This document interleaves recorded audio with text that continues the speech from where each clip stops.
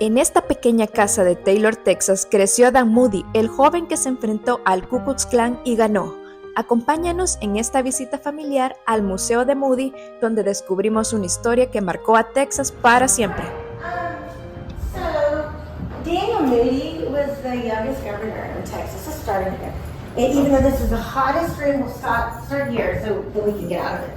Nice. And he was the youngest governor, and what propelled him to be the governor was that he took on the KKK when he was Attorney General for Travis County and Williamson County, and he was the first person in the United States that actually prosecuted a KKK person and put him in jail. Do y'all know what KKK is? Yeah. Yes. Okay. So I'll tell you more about that upstairs. It is very hot in here. The house was built in 1887 by the Robertson family, who came from Tennessee, and they had a daughter named Nancy. She married the first Daniel Moody, who was the first mayor of Taylor. Okay, everything that you see downstairs is original to the house.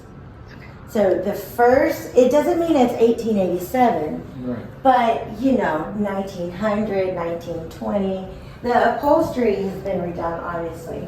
Right. So the Robertsons moved here. They had a daughter named Nancy. She married the first Daniel Moody. Daniel Moody and Nancy had that Dan Moody. And there were 3 Dan Moody's. Oh, okay. Yeah, so the original one, right, it's very, and then Confusing. there's 3 Dans and 2 Marys, and it's like, why would you do that? But anyway, Dan Moody moved out of this house and went to UT, but his sister Mary lived here all the way up into the 1970s. And so when she ended up with Alzheimer's and was in a nursing home, but they gave this house to Taylor. So cool things about this room.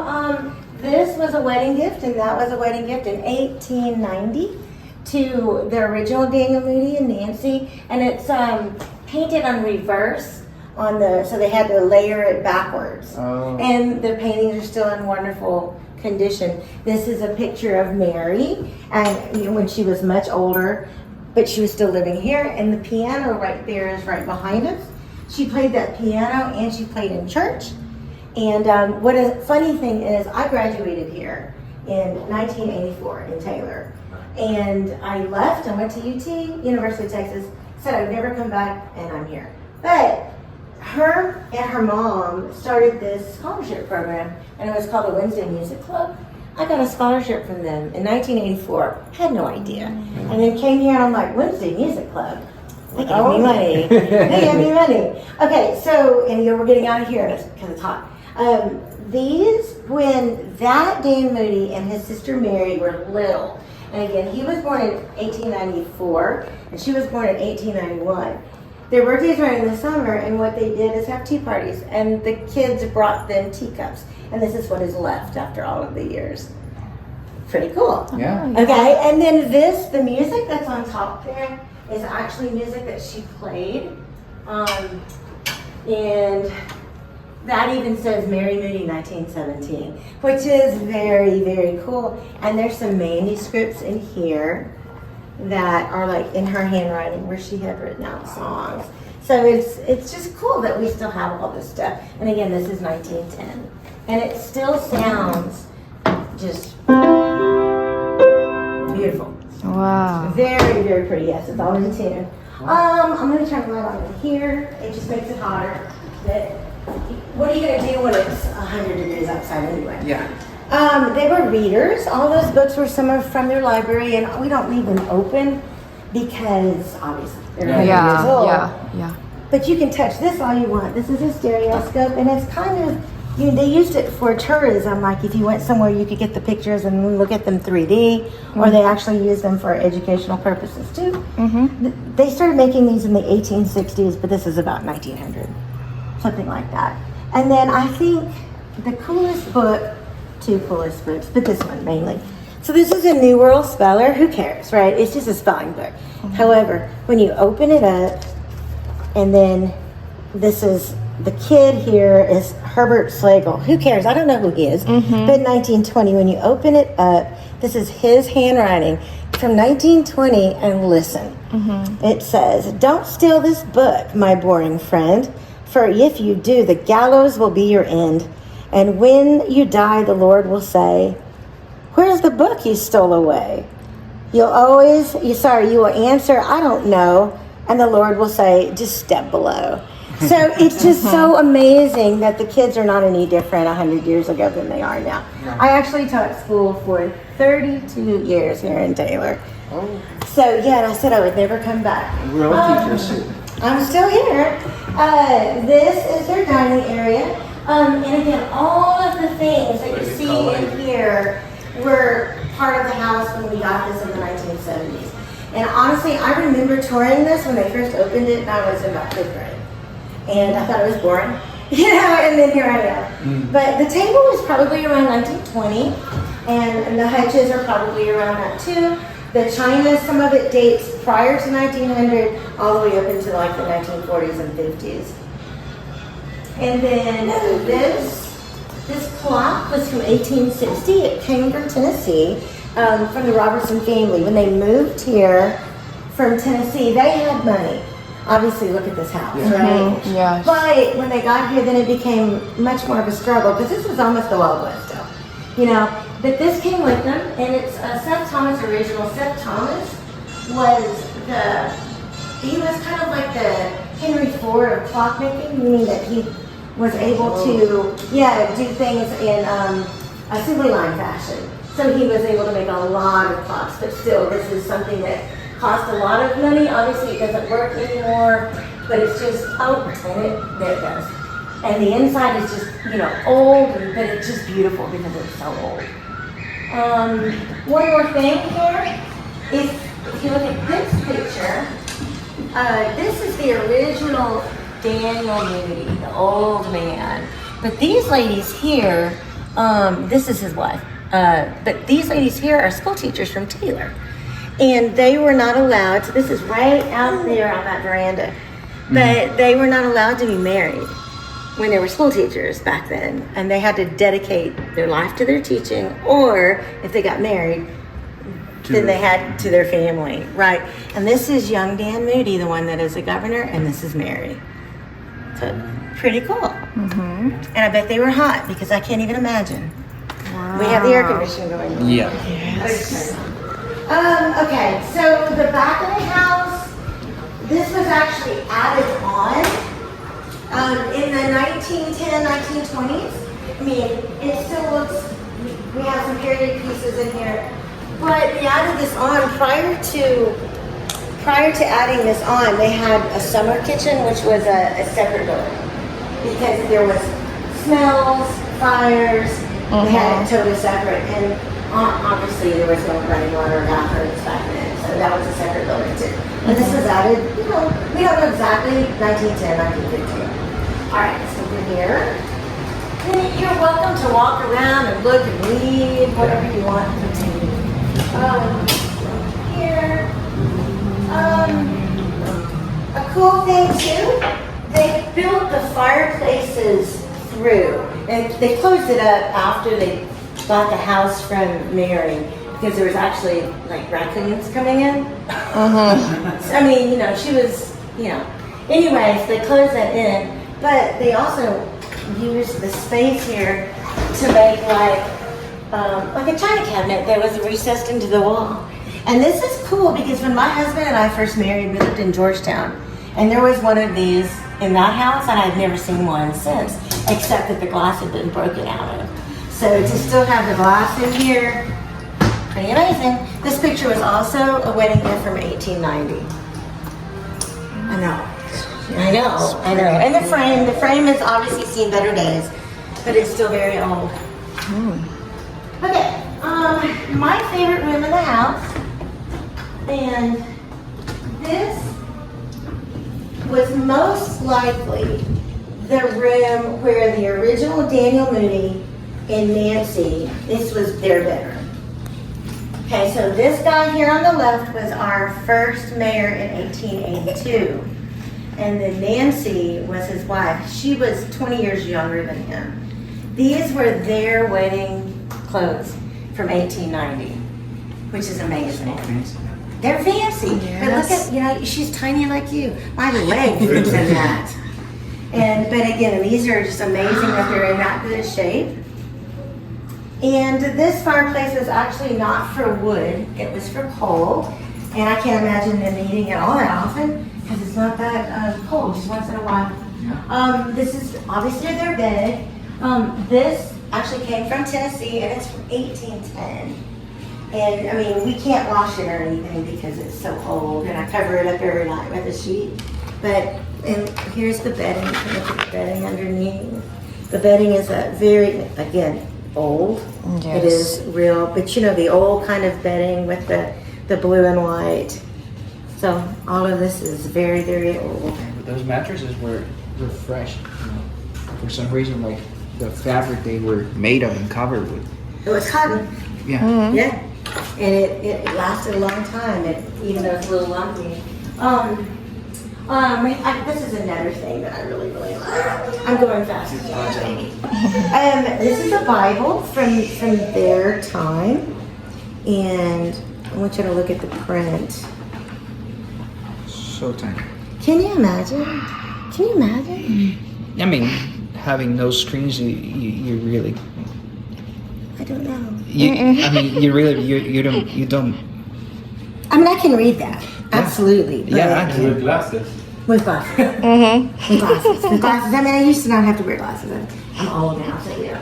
But this is lovely. This is actually one of Mary's hats. These are actual feathers from like a blackbird. And we think that she probably ordered out of a Sears catalog when she was younger. And that's 1910. 1920, something like that. She was born in 1891, so 1910 would be about right for her because that would be stylish. These are Dan Moody's baby shoes. He was our governor, and he was this would be from 1894. And this is the original Mary Robertson who moved here from Tennessee. Again, they were wealthy, but then when they got here, they were not. I mean, you know, they built a house and then actually the Robertson family, the sons moved to Austin and became lawyers, but she and Nancy and Daniel stayed here, and they actually had a little dairy. And when Dan Moody, the governor, was a young boy, he delivered milk to people's houses even because he had to. Oh, one more thing for her. Oh yeah, that's cool. You can touch it all you want. It's missing some of the parts, so it doesn't work. Curling irons, crimpers from the day. Obviously they had to repair it, but you just put it into a fire and you could make your hair wave. Or the curling iron, a very tight wave like that. Wow. In the fire. I know, pretty cool. The kids are like, where's the cord? Okay.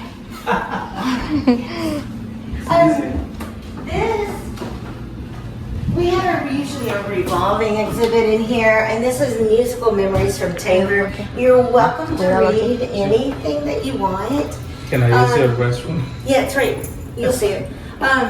Basically, people have told stories about how they remember music was when they were a kid in Taylor, and we go all the way back to 1916. Our very first music teacher here, Miss Riviere, all the way through advertisements and being a guest DJ on our AM radio station in the 40s, you know, all the way through to pretty current modern. And then, I mean, some of them are kind of out of order, but they're really good, interesting stories. I want to take you upstairs. Yeah. It is hot. Yeah, It it's is hot. It is hot in here. I told him that it was hot. He's like, no, it's you. It isn't me. Because I'm at that age where I have those little hot flashes. Yeah. But before you'll leave, I'd like you to sign in just because we keep up with that. Okay. But you go ahead and take pictures. And again, y'all can walk around and read and look and poke. So this is 17. Yeah, I don't know. Those are advertisements on the side there from like the 1940s from our yearbook, our high school yearbook. And then this is a group of singers that I didn't even know existed. And I mean, like I said, I used to teach. But our school resource officer, our policeman, in his pictures over there, he told me about it, and his dad, this is his grandpa in here, but when he was a little boy, he got to sing with them. Wow. You don't have to put all that. We won't call you. Okay, fine. Yeah. The city just likes to see that there are people here, and it's like, there's always people in there.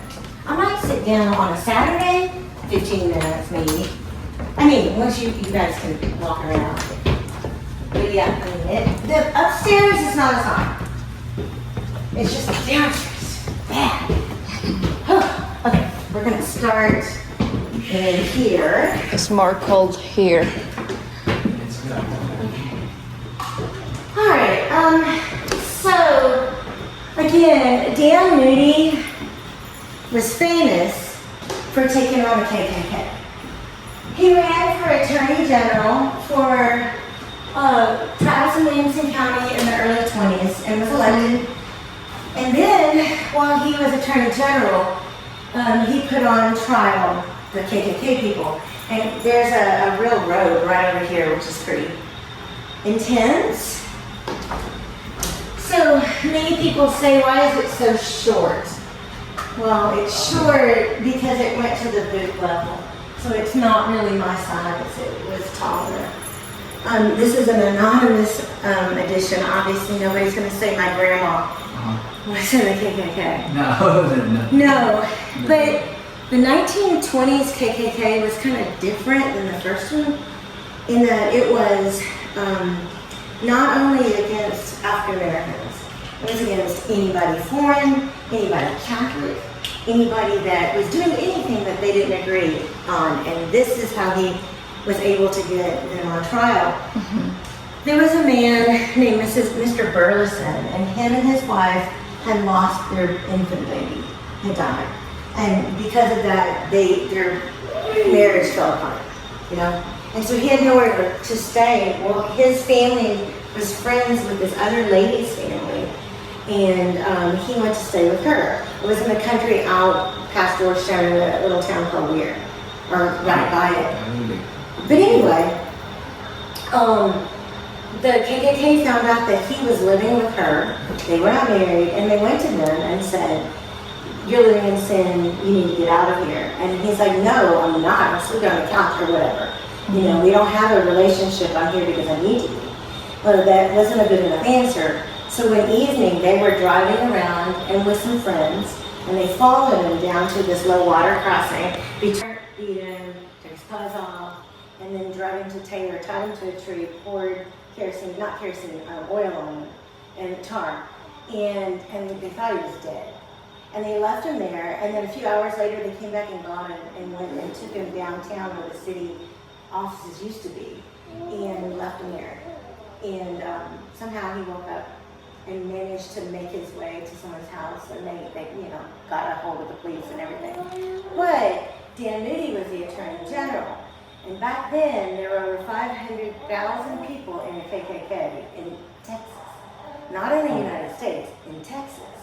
And a lot of the people didn't necessarily do those bad things, but it was like, if you're not in the KKK, we won't let you do business with us. So a lot of people were in it. Well, anyway, Dan Moody and his family were not involved in the KKK, so he was able to put, I don't know how they identified him, somebody gave somebody up, but they were able to put one, and then another, and then another, and then they put 4 people in prison. And that was the first time in the whole United States that someone actually had the guts to put the KKK on trial, because that put his life and his family in jeopardy too. But immediately after that, the membership in the KKK just started to fall, and people started to realize, hey, this isn't something that I have to be part of. So, and then very soon after that, he was propelled to and ran for the governorship and became governor. It is really miserable. Hi. This is when he was inaugurated at the Capitol, and you can see all the crowds. But what's important about that is it was the first time in Texas that normal people could come to an inauguration. That had been a private affair, invitation only, and he said, "The people elected me so that people can come see you get inaugurated. So he was really a man for the people. Now this was before the Great Depression, and he ended up working for the president then, which was Roosevelt, afterwards. But then he also was against corruption, and at the time, you know, you couldn't sell alcohol, so he was a he was a prohibitionist, and he was a steel buster.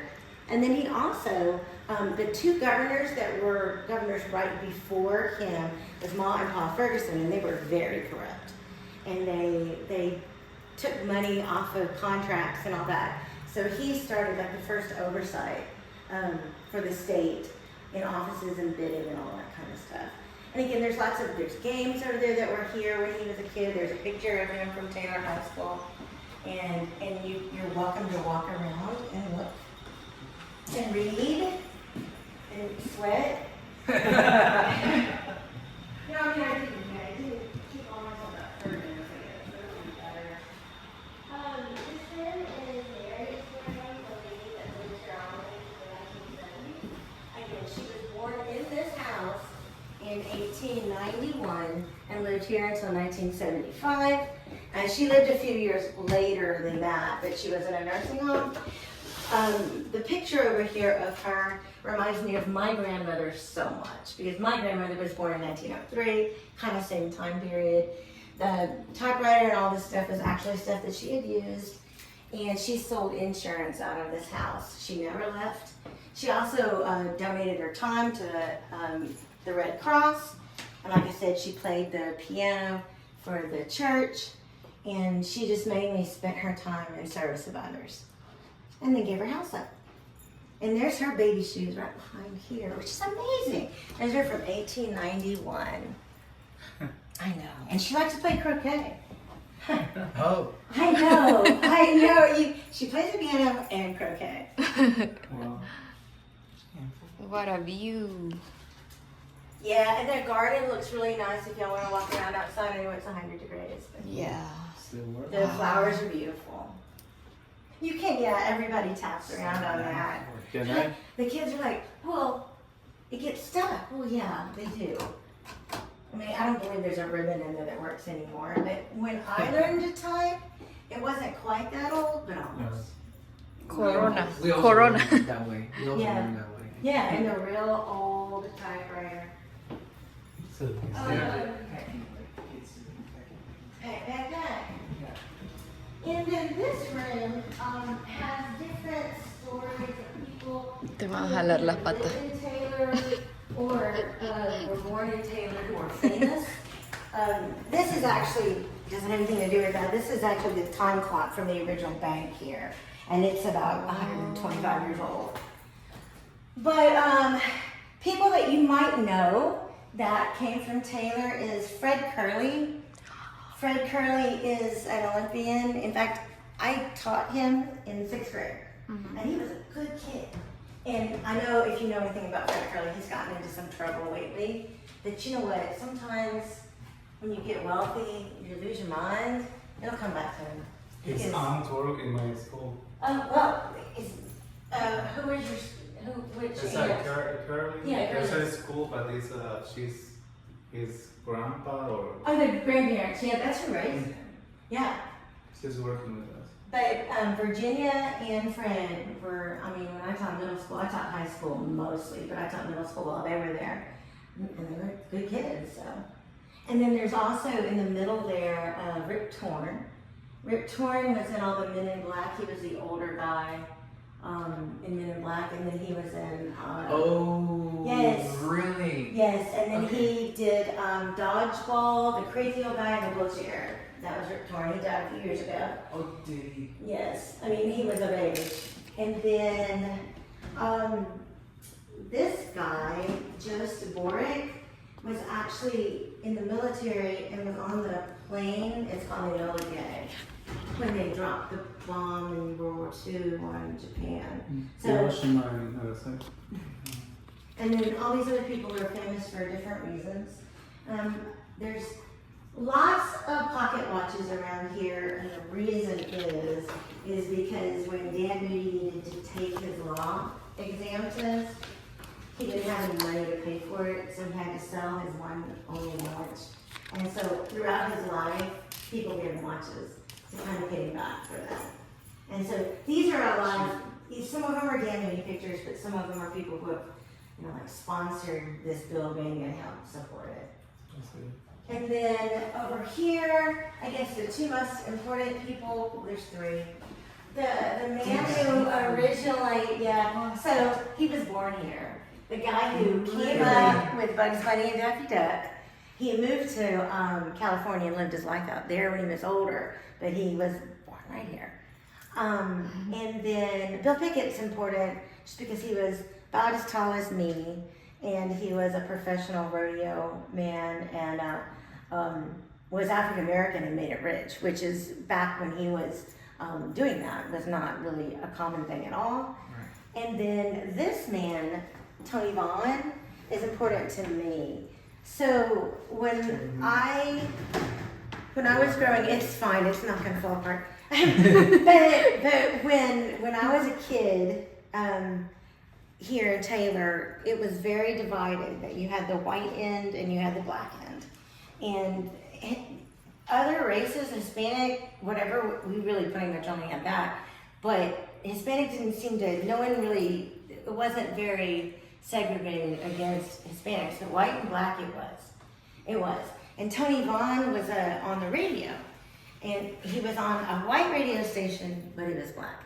Okay, now if you think back to the time when he was a DJ, there wasn't colored TV, or very few. Everything was black and white.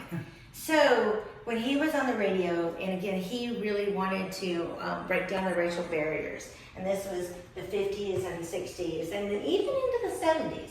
But when his call thing was, he was the only, back then, I'm gonna stand right here because I feel air. But back then, instead of saying African American or black, it was colored. Colored. And his call thing on his radio station was he was the only colored TV on radio. So you have to think about that. So he was the black, his initials were TV, like television, colored TV, but he was on radio. So that was his calling. But again, he had a record shop across, like you go over the little bridge and there's railroad tracks down there. And he had he had a record shop down there. But it was really violent in this late 60s, early 70s, early 80s here. And he went outside to bust up a fight, and he got shot and died on the street. And I remember that because we loved Tony Vaughn. Because it was like, when I was a kid, when I was in first grade, I didn't have to go to kindergarten, but when I was in first grade, it was all the white kids go to this school, all the black kids go to this school, which was against the rules because in 1968, they passed the desegregation laws. Mm-hmm. Well, that was 1972, and Taylor was still segregated really badly. Mm-hmm. And so somewhere in that year, they decided that they were being sued by the state or the federal government, I don't know. And so what they did to fix the situation initially was that they took all the white teachers from the white school and sent them to the black school, and all the black teachers from the black school and sent them to the white school for half a year, but they didn't tell us. And so, sounds racist, but again, when you're a child, you don't know anything like that. And so I had when I first started school, I had this little beautiful blonde, like a Barbie doll teacher. And I was in love with her. Her name was Miss Hill, and she was gorgeous. And then I came back at Christmas, and I had this old black lady. Her name was Miss Johns, and she was mean. And she was probably my age, like 60, And she came in there, and I wanted to die. I was so scared because we didn't know any, and I would get sick at my stomach and have to go to the nurse. And one time she went down and picked me up out of the nurse, and she said, "You're not sick. You're going to come sit in my lap and you're going to like me."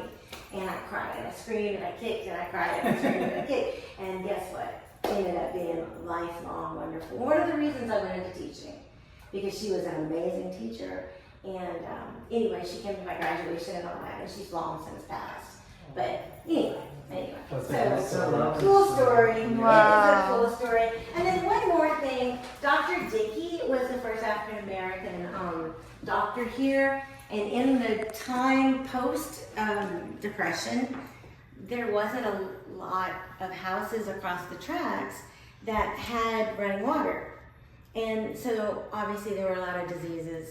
So there was hardly any beds in any of the hospitals that were allowed to be for Black people either.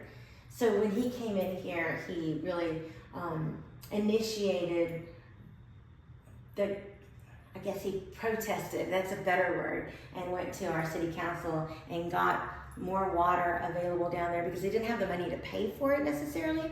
So he got work on every block. There was a way that you could get water, and then he opened up his own clinic, and he owned, and all that kind of thing. And so part of the junior college here in town is actually named after him. So Taylor had some kind of rough. This is when he was honored, and this was in the whole in the country that he was actually honored in is it the New York Post? Saturday Evening Post. I think it's from New York because it was unheard of in a small town in Texas. Yeah, cool. For anyone to go, this Black doctor's awesome, because it was still pretty bad. Of course, that was before I was born, but still. Anyway, and then it was Negro. And there's still. Yeah, not the derogatory term, but. No, I mean that's how they call the Yes. race in Yes. the past. Yes, and I mean, things do change and evolve. Miren, este es el traje del KKK, Ku Klux Klan. A mí ya me vieron. Y de hecho se siente como una vibra pesadita. Qué feo. You look healthy.